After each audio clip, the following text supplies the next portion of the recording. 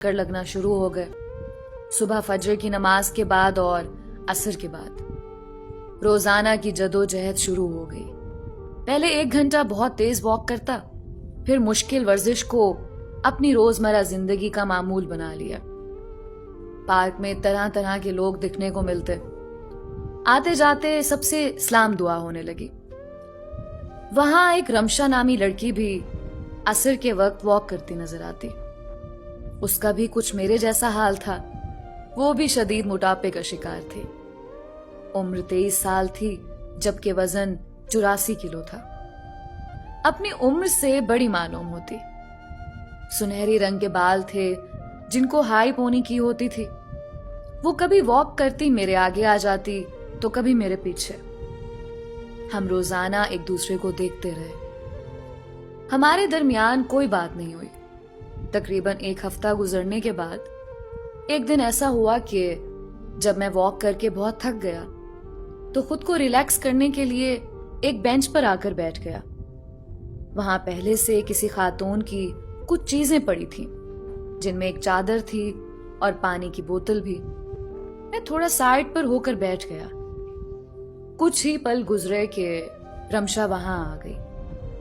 میں اسے دیکھ کے فوراً اٹھنے لگا کہ یہ اس کی جگہ ہے، میں کسی دوسرے بینچ پر چلا جاؤں۔ وہ پھولے ہوئے سانس میں بولی، کوئی بات نہیں، آپ بیٹھے رہیں یہاں پر۔ میں فوراً سے بولا، آپ کا بینچ ہے یہ؟ میں بس خالی بینچ سمجھ کر بیٹھ گیا۔ ارے میرے گھر کا بینچ تھوڑی ہے، کامن پارک ہے، یہاں ہر بندہ بیٹھ سکتا ہے۔ میں یہ بات سن کر مسکرا دیا۔ چلیں شکریہ آپ کا۔ وہ مسکرا دی، وہ بھی بیٹھ گئی۔ تیز واک کی وجہ سے اس کا سانس پھولا ہوا تھا۔ کتنا مشکل ہے نا خود کو سمارٹ کرنا، فٹ کرنا۔ بینڈ بجی ہوئی ہے میری تو۔ میں اکتاہٹ سے بولا۔ وہ ہنسنے لگی اور بولی، صحیح بات ہے، بس اللہ کسی دشمن کو بھی موٹا نہ کرے، جینا حرام کر دیتا ہے یہ موٹاپا۔ وہ یہ بات کر کے پانی پینے لگی۔ اس کو پانی پیتا دیکھ کر مجھے بھی یاد آیا کہ مجھے بھی بہت پیاس لگی ہوئی تھی اور وہاں پانی نہیں تھا، تو مجھے مجبوراً صبر کرنا پڑا۔ لیکن جیسے ہی میں نے اس کی بھری ہوئی بوتل دیکھی، فوراً اسے پانی مانگ لیا، جیسے اس کو بہت برسوں سے جانتا ہوں۔ میں نے بلا جھجک اسے کہا، پانی مجھے بھی مل سکتا ہے؟ وہ یہ سن کر چونک کر مجھے دیکھنے لگی اور گہری سوچ میں پڑ گئی۔ ظاہر ہے کسی انجان مرد کو کیسے اپنی بوتل دے سکتی تھی؟ اصل میں میرا حلق سوکھ رہا ہے اور آج میں پانی کی بوتل لانا بھول گیا، اور میرا گھر کوئی 10 منٹ کی دوری پر ہے اور ابھی مزید چل کر جانا ہے، یہاں تو پانی ہی صاف نہیں ہے۔ وہ میری اتنی وضاحتیں سن کر مسکرا دی اور بوتل آگے کرتے ہوئے بولی، یہ لیں کوئی بات نہیں۔ میں نے بھی فوراً بوتل لی اور پینے لگا۔ آدھی بوتل پینے کے بعد مجھے احساس ہوا کہ سارا ختم نہ کروں، کیا پتا اس نے بھی پینا ہو ابھی۔ میں نے بوتل اس کو واپس کر دی۔ وہ بولی، کوئی بات نہیں، آپ اور بھی پی لیں۔ میں ہنس کر کہنے لگا، نہیں بہت شکریہ آپ کا۔ آپ نے اپنی بوتل دی۔ وہ مسکرا کر چپ ہو گئی۔ پھر میں نے سوال داغا، کیا نام ہے آپ کا؟ رمشا نام ہے میرا۔ اور آپ کا؟ وہ میرا نام پوچھنے لگی۔ میرا نام اویس ہے۔ اچھا، گڈ۔ وہ نام پوچھ کر چپ ہو گئی۔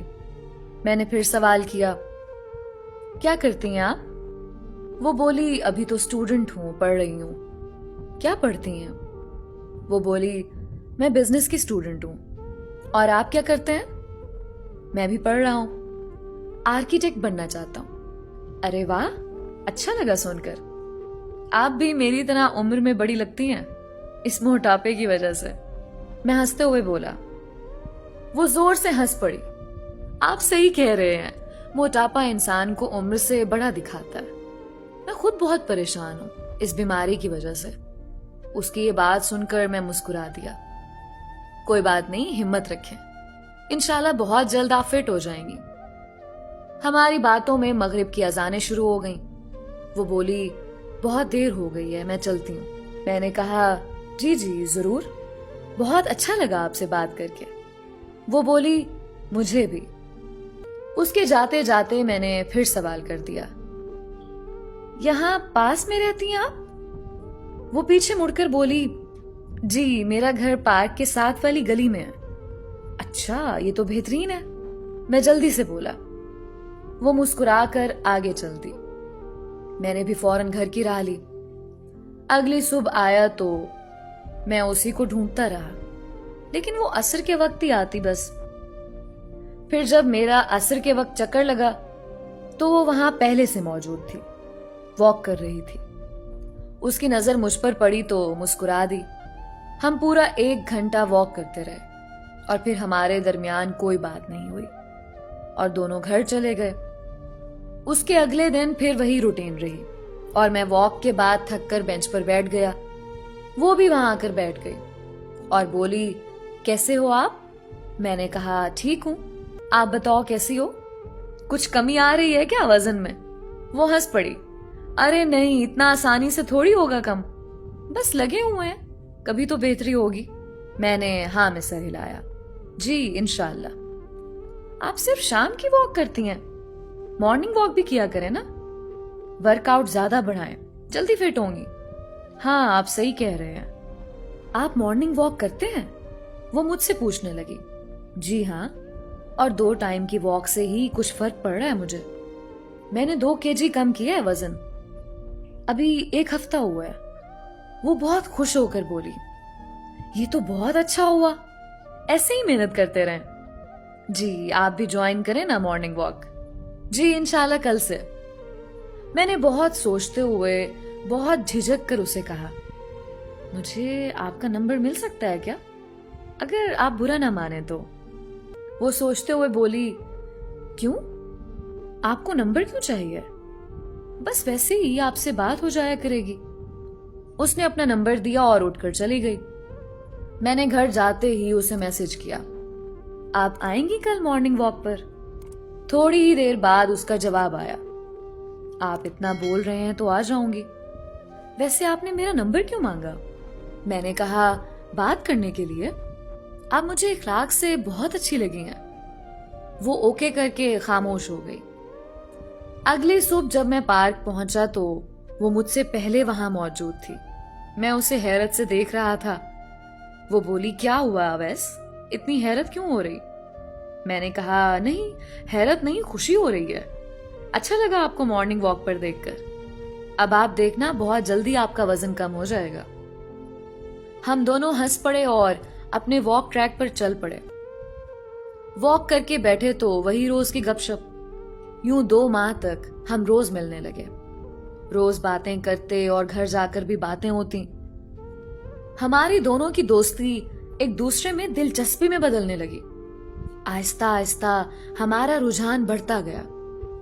کچھ مہینوں بعد ہمارا اچھا خاصا وزن کم ہو گیا۔ ہمیں بہت خوشی تھی، ساتھ ہی ہماری دلچسپی مزید گہری ہوتی گئی۔ اب میں نے اسے شادی کے لیے پرپوز کر دیا۔ اس نے کہا، اتنا بڑا فیصلہ لیتے وقت تم نے کیا سوچ کے میرے بارے میں یہ سوچا کہ مجھے لائف پارٹنر بنانے کا ہی سوچ لیا؟ اس کے اس سوال کا مجھے کوئی جواب نہیں پتا تھا۔ میں نے کہا، تم اچھی لگی ہو بس۔ وہ بولی، ظاہر ہے اتنے وقت تک ایک دوسرے کو دیکھ رہے ہیں، مل رہے ہیں، اچھی تو لگی ہوں گی، لیکن ایسی کیا خاص بات دیکھ لی مجھ میں جو مجھے شادی کے لیے بول دیا؟ مجھے کوئی خاص وجہ یا مخصوص کوالٹی نہیں سمجھ آ رہی تھی کہ اسے بتا پاؤں کہ